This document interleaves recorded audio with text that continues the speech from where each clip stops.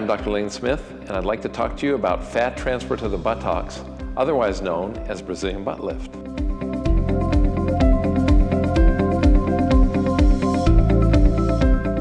While feminine beauty has always been associated with a curvy and a beautiful shape, this has been more important than ever in today's popular culture.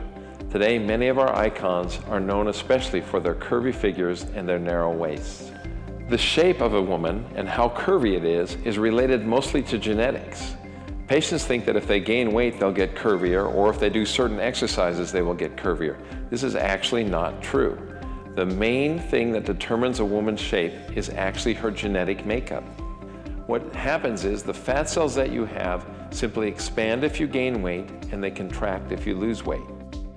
Therefore, whether a patient is curvy or apple-shaped or straight or pear-shaped is determined mainly by genetics and the distribution of the fat cells that they have. Fat transfer to the buttocks, or Brazilian butt lift, works by taking fat from areas where you don't want them and placing them in areas where you do want them. Remember, genetically you can't move the fat cells around. If you have all your fat cells sitting in your waist and none in your hips, no matter what you do, that won't change. But if we take the fat cells from your waist and place them in your hips and buttocks, now forever you will have more fat cells in your hips and buttocks and less in your waist. What this means is right now, say for example, your problem area is your waist. You gain a lot of fat in your waist, you have big love handles. No matter what you do, you really can't make those go away. You starve yourself, you go on diets, and every other place gets thin, but your waist remains big. Your love handles remain large. This is because genetically that's where you put all your fat cells. Now if I go in and surgically remove those fat cells from your problem area, your waist, and place them in your hips and buttocks, it's the exact opposite. In the future, instead of your waist being the problem area, the waist will be your good area. It will be hard to gain weight in your waist because your waist has all the fat cells removed from it. And it will be easy to gain weight in your buttocks and hips because I placed all the fat cells there. So one of the advantages of a Brazilian butt lift is we take fat from the unwanted areas and place them into the wanted areas, and this is a permanent change. So in the past, whenever you gained weight, it went to all the places you didn't want it to go. Now in the future, after surgery, when you gain weight, it will be hard to gain it in the unwanted places and easy to gain it in the wanted places, your hips and buttocks. The largest portion of the Brazilian butt lift or fat transfer is liposuction. When we do liposuction, we take fat from the problem areas.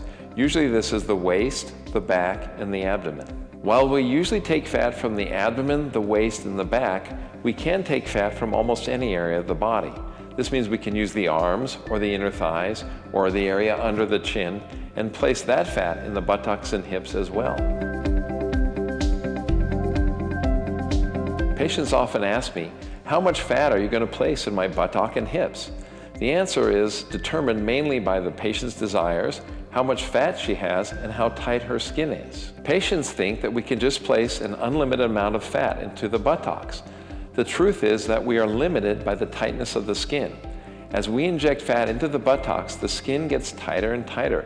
Eventually the skin will get so tight that no more fat will fit in, and it simply squirts right back out the hole. This is when we have to stop. So it is a misconception that patients can simply gain as much fat as they want and we can put all of this fat into the buttocks. Well, I try to put as much fat as I can in the buttocks and put as much as I can until the skin gets so tight that the fat begins to squirt back out. The hips are a different thing. Different patients like different things.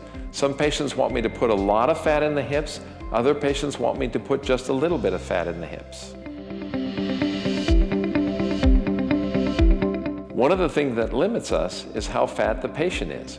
We don't want the patients to be too fat, but we also don't want the patients to be too thin. In general, if your body mass index is less than 24, we would like the patient to gain some weight. If your body mass index is really high, let's say over 30, we typically like the patient to lose a little weight, or we may need to do an additional procedure like a tummy tuck. The reason we cannot simply do liposuction until a patient is thin is because we are limited on how much fat we can safely take out. In general, at any one time, we can only safely remove approximately 5 liters of fat. Often patients come to us for a Brazilian butt lift after having children. If the patient doesn't have a lot of stretched out skin from her pregnancy, then she will be a good candidate for a Brazilian butt lift. But if the pregnancy has left the woman with a lot of hanging and loose skin, then often we will need to consider doing an abdominoplasty as well as a Brazilian butt lift. If you've had children, when I do my physical exam, I'll let you know if just a Brazilian butt lift will be good enough for you or if we need to consider also doing a tummy tuck. When we are doing a Brazilian butt lift, we don't need to make a lot of scars. We actually only need tiny little poke holes through which we place our liposuction cannulas and through which we can inject the fat. In general, the tiny little poke holes are well hidden. We typically place some inside of the belly button, inside of the little butt crack, and in other areas where they are generally well hidden. As I mentioned, when we place fat in the buttocks, we try to put as much as we can.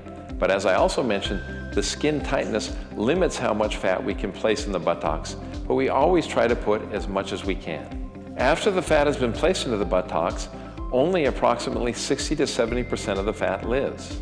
About 30 to 40% of the fat dies. Initially, after the fat has been injected into the buttocks, the fat is very fragile. Therefore, it is important for the patient to protect the injected areas. This means that the patient needs to stay off his or her buttocks for about 3 to 5 weeks after surgery. The recovery from the surgery is not very difficult or painful. However, it is quite a nuisance to stay off the buttocks for 3 to 5 weeks. This means that the patient needs to sleep on his or her belly for about 3 to 5 weeks and to try to avoid sitting on the buttocks. Staying off the buttocks is an important part of a Brazilian butt lift, and we'll go over different ways to do that in our consultation. Patients can return to work as soon as 7 to 10 days after surgery, but whatever you do at work, you need to do it standing. For example, if you have a desk-type job, you need to stand behind your desk. If you work already standing, like a cocktail waitress or some other profession, then perfect. But whatever you do, you need to do it standing for about 3 to 5 weeks. After about 3 to 5 weeks, the fat has grown safely into place, and it is no longer critical for the patient to avoid sitting on the buttocks. Patients often ask me, what happens if I have fat transfer to the buttocks and then I lose a lot of weight? Will that ruin the surgery? The answer to this is no. Remember that curviness is not determined by being fat or not being fat, but by where the fat cells sit on your body. Once we have moved the fat from your problem areas, for example, your waist, abdomen, and back, or wherever else you want it, forever there will be more fat cells in your buttock and hips and less in the problem areas. This means that after surgery, you will always be curvier. Remember that curviness is not determined by how fat you are, but by where the fat cells sit. Therefore, after surgery, if you gain weight, it will preferentially go to your buttocks and hips, and it will be hard to go to your abdomen, waist, and back, and any other areas that we did liposuction on. If you happen to lose weight, it'll be easy to lose weight in your problem areas, your waist, your back, your abdomen, and hard to lose it in your buttocks and hips. This means that after surgery, it will be the exact opposite of what you were prior to surgery. Prior to surgery, if you gained weight, it went to all the places you didn't want it to go. After surgery, if you gain weight, it will be hard to go to those problem areas, and instead it will go to where you want it to go, which would be your buttocks and hips. Brazilian butt lifts take about 3 hours to perform. We usually do the surgery under general anesthesia. This means that we put you all the way to sleep, perform the entire surgery, and then wake you up. In general, the surgery is very safe when it is properly performed by well-trained surgeons who have a lot of experience in this area. When the surgeon is not properly trained or does not have a lot of experience, it can be one of the most dangerous surgeries in plastic surgery. Fortunately, I am one of the most experienced surgeons in the United States for Brazilian butt lifts. I have been doing these since approximately 2004. Most of my colleagues did not start doing them until around 2012, 2013, and 2014. I have done among the most in the entire United States, and my record of safety is extremely good. During our consultation, I will go over the risks of Brazilian butt lift surgery, and our staff will also review them with you. Brazilian butt lift is one of the most common and one of the most rewarding surgeries I perform. Patients love the results. I encourage you to look at our before and after pictures at smithsurgery.com and compare them with anyone in the United States. I think you will find in general that our results are more impressive and that I have done more cases than almost any surgeon.